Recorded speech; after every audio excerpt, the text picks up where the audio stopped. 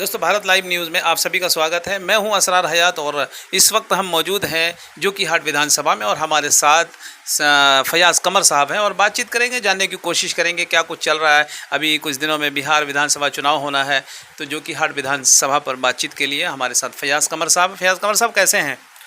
अल्लाह का शुक्र है, अल्हम्दुलिल्लाह ठीक हूँ। क्या चल रहा है आपके विधानसभा में आजकल? देखें, जोकीहाट में इस वक्त जो है चर्चाएं बहुत तेज़ हैं, क्योंकि इस वक्त जो है शाहनवाज साहब विधायक हैं और उनके बड़े भाई जो कि उनको यूँ घायल शेर की तरह घायल, जो भी शेर का लफ्ज़ बोलना मैं समझता हूँ मुनासिब नहीं, जो भी घायल मान लीजिए, घायल है आदमी। और घायल जब ज़ख्म होता है तो ज़ख्म जब भरता है उसके बाद वो ज़्यादा और मजबूत हो जाता है वो जगह। इसलिए मैं ये समझता हूँ कि पूरी मजबूती के साथ सरफराज साहब मैदान में उतर रहे हैं, मैदान में आ रहे हैं। और लोगों से जो हमारी मुलाकातें हो रही हैं, लोगों से जो बातें हो रही हैं, लोग जो है, मैं ये समझता हूँ इस वक्त मौजूदा वक्त में सोशल मीडिया को छोड़ के, सोशल मीडिया को अगर फेसबुक को छोड़ दीजिएगा, फेसबुक को छोड़ने के बाद ज़मीनी स्तर की अगर बात करें और कुछ पुराने किस्म नेताओं की बात करें और युवाओं की बात करें, तो लोग सरफराज साहब की कहीं ना कहीं चाहत बढ़ी हुई है। क्योंकि जोकीहाट की बदहाली, जोकीहाट में रिश्वतखोरी, जोकीहाट में बदअमनी, जोकीहाट की जो रजिस्ट्रार ऑफिस है, थाना है, ब्लॉक है, इन तमाम जगहों को लेकर जब लोग कहते हैं तो पता क्या कहते हैं लोग कि सरफराज ही अच्छा है, सरफराज ही बेहतर था, कम से कम अधिकारियों को डरा के रखता था, अधिकारियों को अपने कब्जे में रखता था। ये आए हैं तो मतलब अधिकारी को खुली छूट मिल गई है और इनके ऊपर इल्ज़ाम भी लगाते हैं लोग तरह तरह के। मैं वो इल्ज़ाम चैनल के माध्यम से नहीं कहना चाहता, वो ज़मीनी स्तर के लोग खुद बता देते हैं। तो इस वक्त जो है कहीं ना कहीं माहौल जो है सरफराज साहब की तरफ चल रहा है, दूसरा माहौल जो है वो एमआईएम की तरफ है।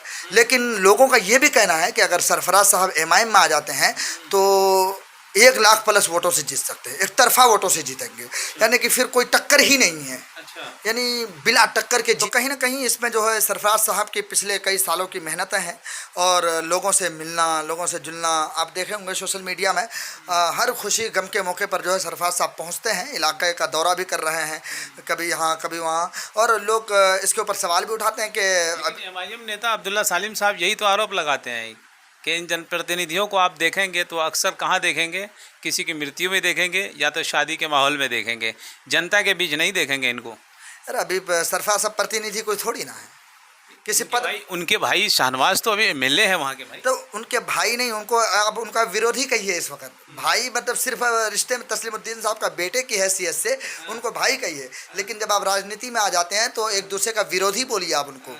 एक दूसरे का विरोधी हैं और पक्का विरोधी हैं, और ऐसा वैसा विरोधी नहीं है। यानी कि यूँ समझ लीजिए जैसे भाजपा और कांग्रेस का विरोधी है, वैसे वहाँ पे जोकीहाट में शाहनवाज सरफराज एक दूसरे का विरोधी है। हाँ, समझे?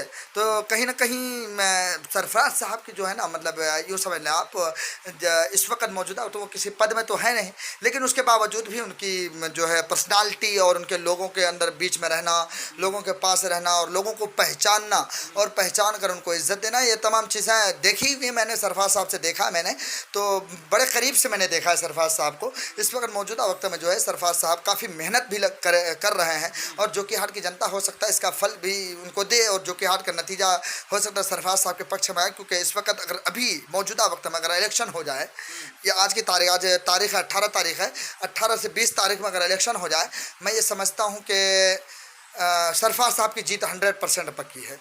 क्योंकि इस वक्त जो है तमाम लोग, तमाम तरह के लोग जो कि मतलब ब्लॉक से परेशान हो चुके हैं, थाना से परेशान हो चुके हैं, रजिस्ट्रार ऑफिस से परेशान हो चुके हैं, तमाम तरह से जो परेशान हो चुके हैं, उनका ये कहना कि सरफराज साहब आना चाहिए।